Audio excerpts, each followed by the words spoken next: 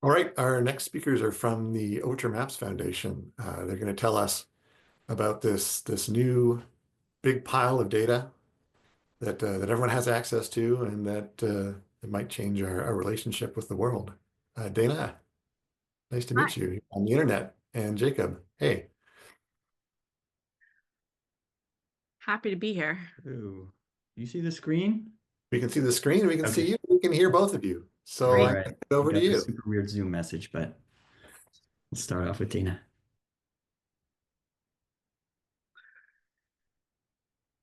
Okay. I'm Dana Bauer, and I am part of the small crew of people who work directly for the Overture Maps Foundation.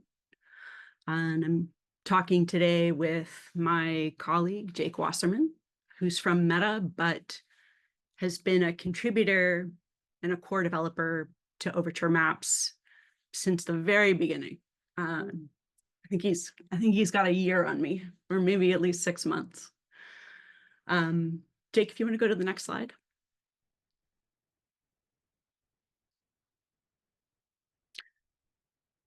This is us. So we're going to spend most of this presentation really digging into Overture data, less about the tooling around it and more about the nature of the data itself. But first, let me tell you a little bit about the mission of the Overture Maps Foundation. We are creating data sets that are free and open. The foundation was an initiative that came out of 4 big companies that are mapping powerhouses: Meta, Amazon, Microsoft, and TomTom.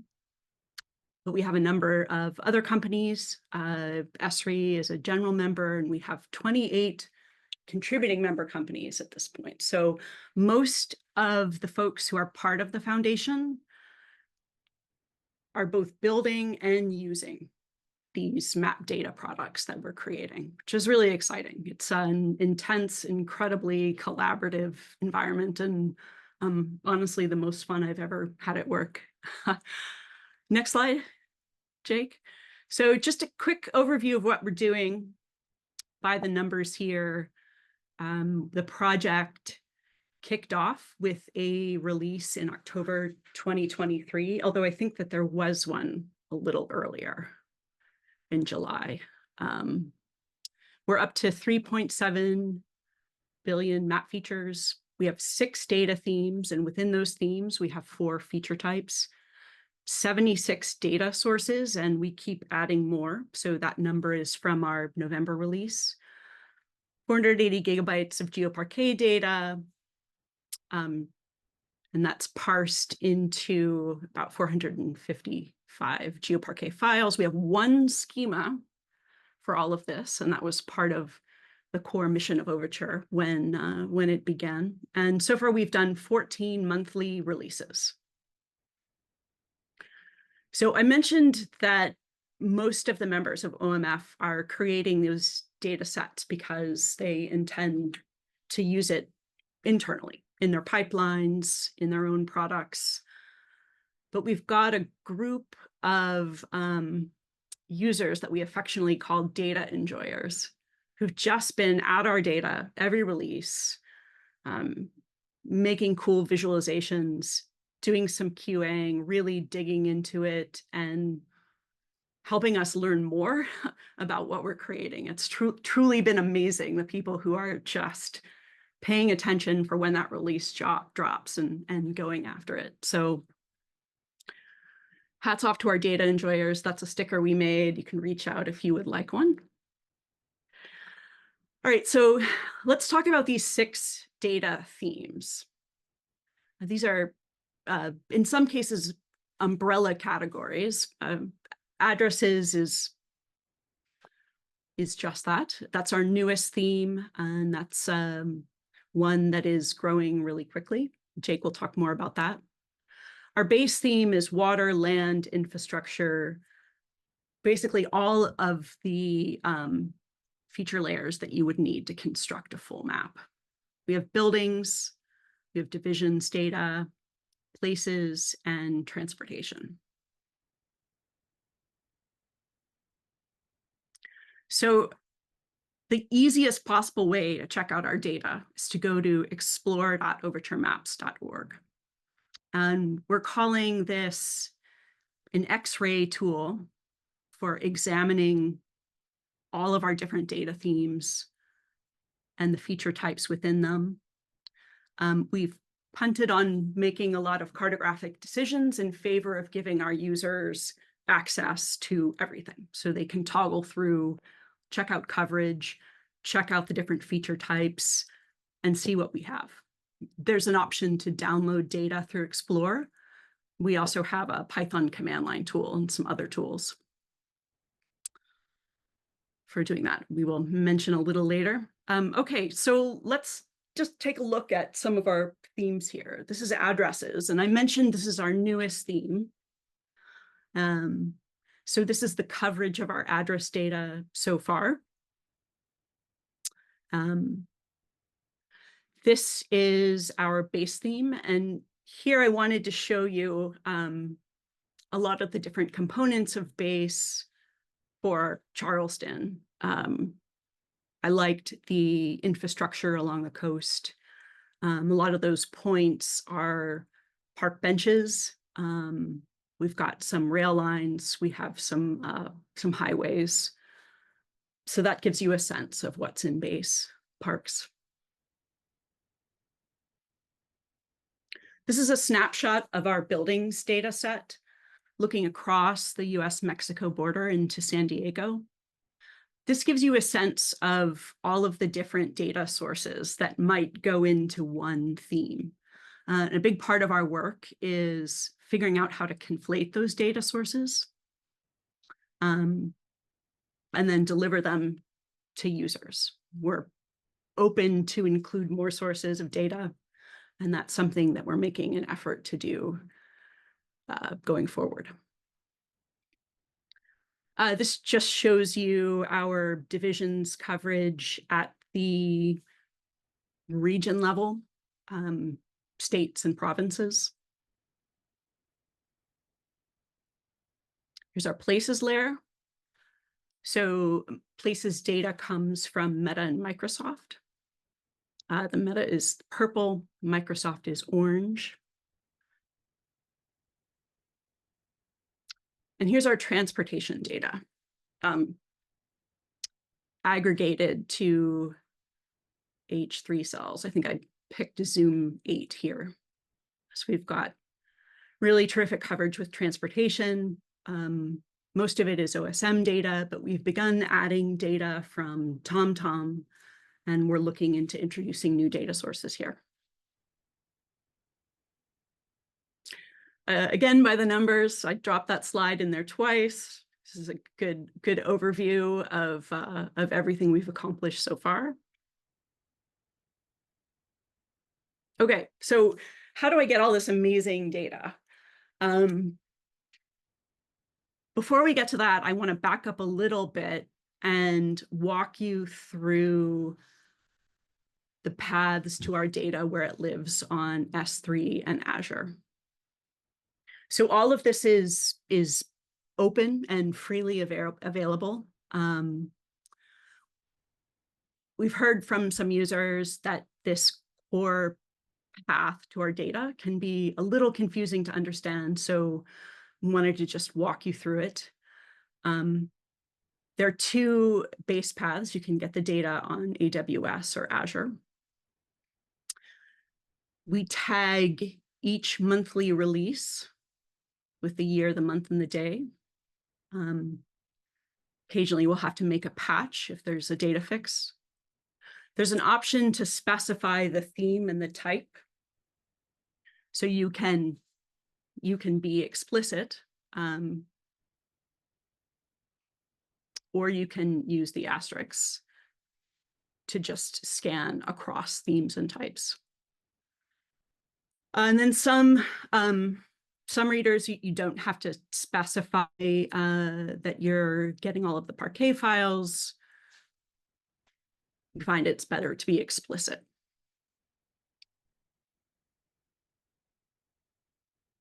All right, now I'm going to hand it over to Jake.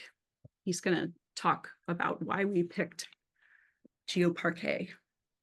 All right. Thank you, Dana. Yeah, my name is Jake Wasserman, software engineer at Meta. Been involved with Overture for a long time. And yeah, I wanted to just, when we first started publishing data as Parquet or as GeoParquet, I think it raised a lot of eyebrows. It's a somewhat newish format. And I just wanted to go through some of the details about sort of Parquet, how it works, why we chose it, why I like it, and get into the weeds a little bit. I know there's a talk in a little bit that hopefully I'm not stepping on their toes a little bit, but it will also be about Parquet. So I'll try and keep things quick, but just a quick overview about Parquet. It's a general purpose file format for storing tabular data. So it's strongly typed, which means it has integer columns or string columns, and they're well known, and it's self-describing. All that really means is that if you have a Parquet file, you can open it up and you can see what the schema is. It has the column names and what their types are. It's supported by many popular data analysis software and tooling, things like Spark or Trino and Presto. Those are white labeled as AWS Athena. Postgres now has support. We'll talk a little bit about that later. DuckDB, Pandas, R, PyArrow, and so many more. It has very broad support. It's been around for a really long time. It's a hybrid row column format that has support for different encoding and compression schemes for different data types. Something I like about it is that it scales pretty well from small to large data sets. So even if you have a small data set, you can use Parquet. And as it grows into the kinds of billions of features that maybe we have with Overture, you can still continue to use Parquet and you don't have to kind of like swap to using something new. And sort of the main thing about it is that it's designed to work with query engines to support effective retrieval of data. In other words, filtering subsets of rows or columns that you care about, even though it might store a huge amount of data. And this works especially well on remote data sets on object storage like S3. So I just want to go into a little bit about what a Parquet file is, how the layout works, and we'll kind of bring this into sort of what it means for spatial data. So imagine I've got some table here. I just made this up. It's got 3 columns, an ID, a name, and I invented some awesomeness factor. So Dana is here. She's pretty great. She's got a 9. Alice and Bob are here. They're kind of cool. People might find me annoying, so I have a -10. But let's say we've got a million of these in some big table. How does Parquet represent this? So the first thing it does is it's going to split the table up into groups of rows, which in Parquet affectionately called row groups. In this example, I said, imagine these million are split up into groups of 1,000 rows. And within each row group, the columns are ordered by, or the data is ordered by column. So for this first row group, what you'll see in the way the file is laid out on disk is it will have all the IDs here. So from 1 to 1,000, then it will have all the names. So in this case, it would be like Dana, then Alice, then Bob, then Jake. And then you've got the third column. And that wraps up the first row group. Same thing for the second row group and so on. And one of the keys that Parquet has is what's called this footer metadata. And what that has is it has some kind of arbitrary key values. It's got the schema in here, so ID, name, and this column and their types. But most importantly, it carries a whole bunch of metadata about each column in every row group. And this is an important concept. So for example, on the ID column in row group 1, it will tell you sort of where within the file to find it. So you can get the ID column if you want. And it also has the min and the max values. So we call these the statistics with the column.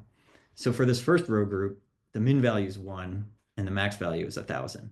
And we're going to use those later to make efficient queries.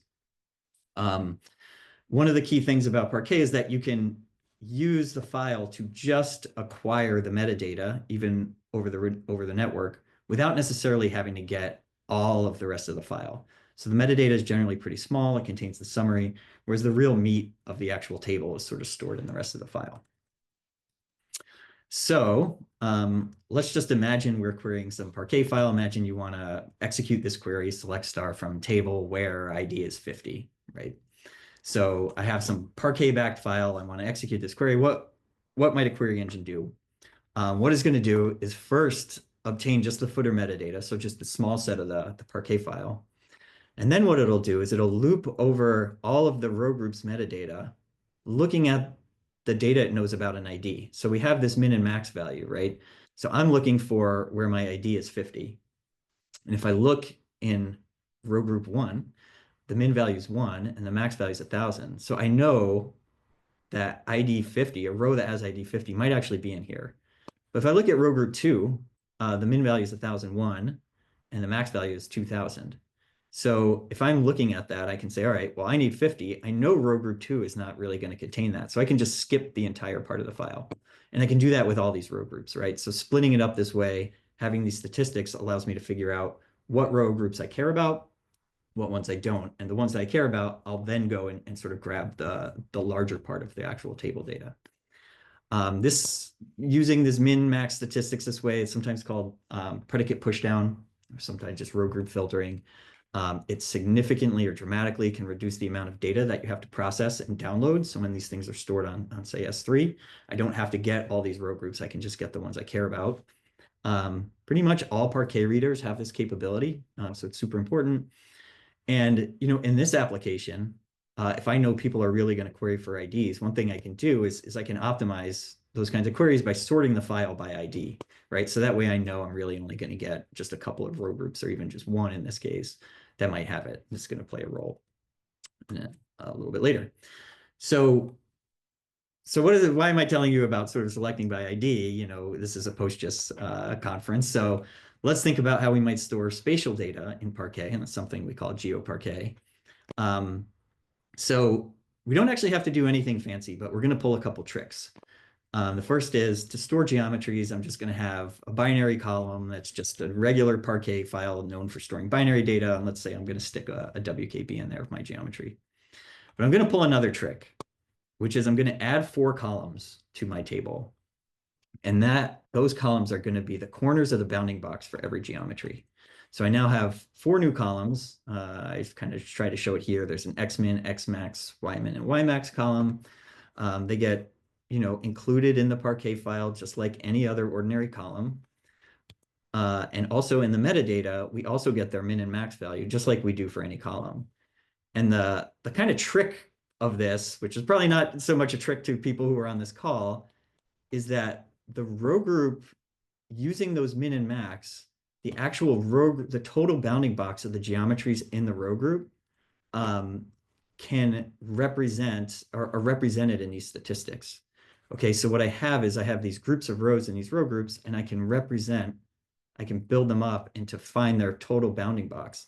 And this sort of notion of grouping a bunch of geometries together, finding the total bounding box of them all, is really the fundamental primitive of a spatial index, right? So I'm just using these kind of ordinary Parquet mechanics and how it works in order to build up a very lightweight spatial index that finds its way in the file metadata. This is something that we use in GeoParquet and storing spatial data in Parquet. So now let's do another query. Instead, I'm going to do a spatial query on this Parquet file. So now I'm doing select star from T, and I'm just going to use this bounding box comparison of this small region. This is the region around Boston where I happen to live. And now we can ask ourselves, all right, using what we knew before with the query we did on ID, what do we do here for the spatial query? And the answer is basically exactly the same thing. What I'm going to do is get the footer metadata for all the Parquet files that I have. I'm going to find the row groups where these bounding box columns just match this criteria. And I'm just going to download only those row groups and sort of skip the rest. Okay, so I can do this kind of spatial filtering using just this, like I said, these ordinary Parquet mechanics. They don't know anything special about spatial data. And, as I mentioned before, there's all these tools that can read Parquet data, and they have this ability to do this filtering. They can all do this. We don't have to do anything special. We don't have any spatial knowledge. Almost any tool that can read Parquet data can actually sort of execute down this spatial index and have efficient queries. And just like before, I was showing if we do this query by ID, we can sort by ID and do very fast ID queries. There's a very similar analog here, which is if I know I want to do these kinds of spatial queries, I can organize my files in my data set in a way to optimize spatial queries. So this is what we've done as part of Overture. I was actually part of the group of people that defined the bounding box spec as part of GeoParquet 1.1. And then when we had that, I came over into Overture, and I was able to sort our data to make this all effective. So this is a plot showing the row group bounding boxes of all of our 2.4 billion rows that we have. So these are just the row groups. So before we had sorts, it was kind of random.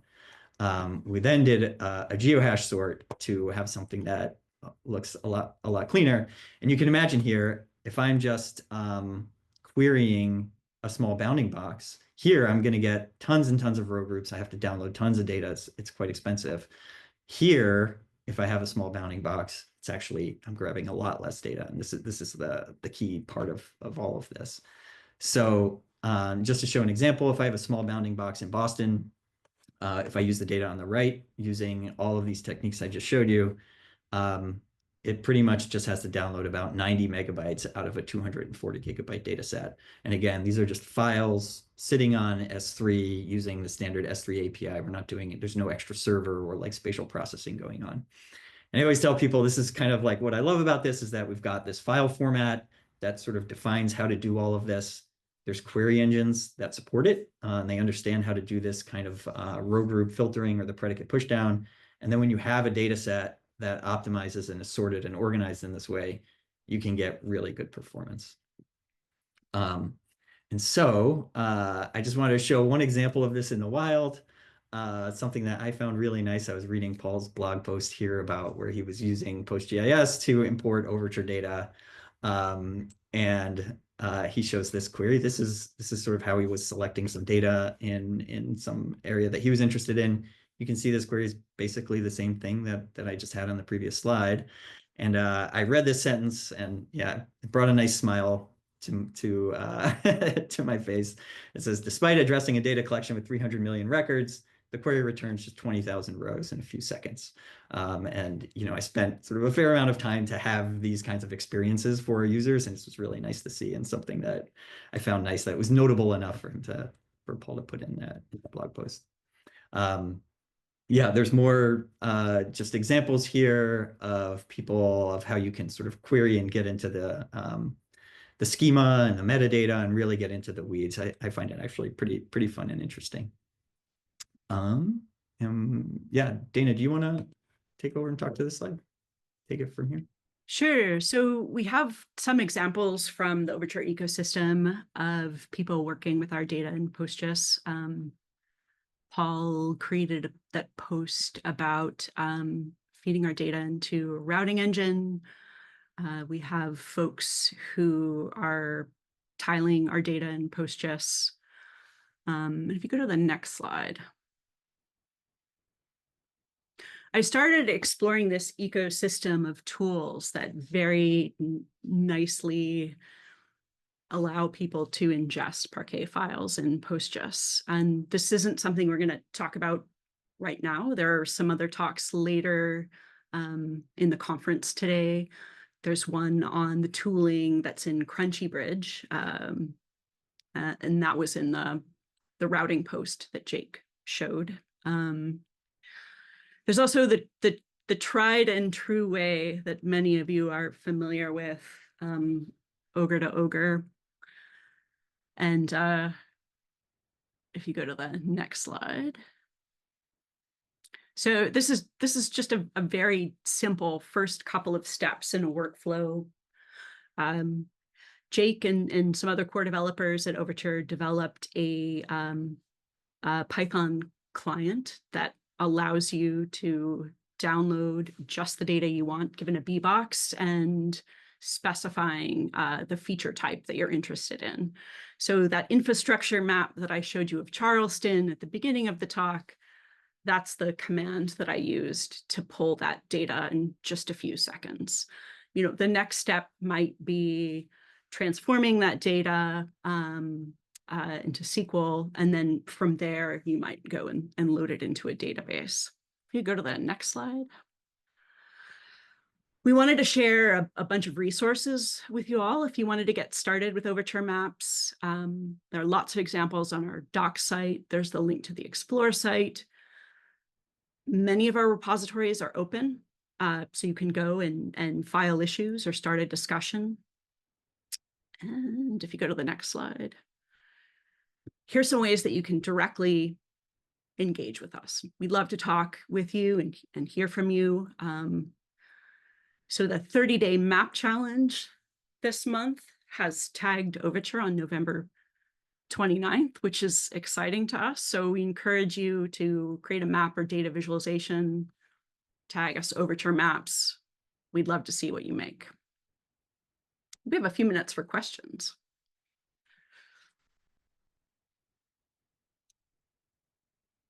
Okay, so there's a bunch of questions in Q&A, but actually I have a question, a question of my own first, which is earlier in the conference we saw some building outlines. I think it was Bonnie's talk, and someone on the chat asked whether the heights from those FEMA building outlines, so this is from FEMA data, whether that could be integrated with OpenStreetMap. I thought, no, probably not, because OpenStreetMap doesn't like bulk imports. But I know that Overture is building buildings layer out of a whole bunch of different sources. It's doing a big building integration problem already. I was wondering if, like, are you integrating data which is not provided by your partners, but might be legal to integrate anyways, like FEMA building data? Yeah, there's a fair amount. For example, we use the USGS LiDAR data to derive heights on buildings. So, they're not technically a member company, I guess, but is data out there that we can use that way. And yeah, like one of the neat things actually with the LiDAR data is that there's some ML data sources, and we can derive building heights on those ML data sources as well. So we have these almost like fully synthetic building data that's in there. The heights are all included. It's just an extra column right there in the building tables. So yeah, there's kind of stuff. It's sort of anything that is good data that is licensed in a way we can use. Generally, we're happy to do it. It's one of our big goals for 2025 is to include new data sources with permissive licenses, including local data. So we pulled some address data from the NYC Open Data Portal. We're starting to get some neighborhood data from local sources, and I really see that taking off next year. That's a lot of work. A lot of sources. All right. Well, thank you so much for your time and for this presentation. There's a few questions over in the Q&A. Hopefully you could slide over there and type your answers to those ones. That would be great.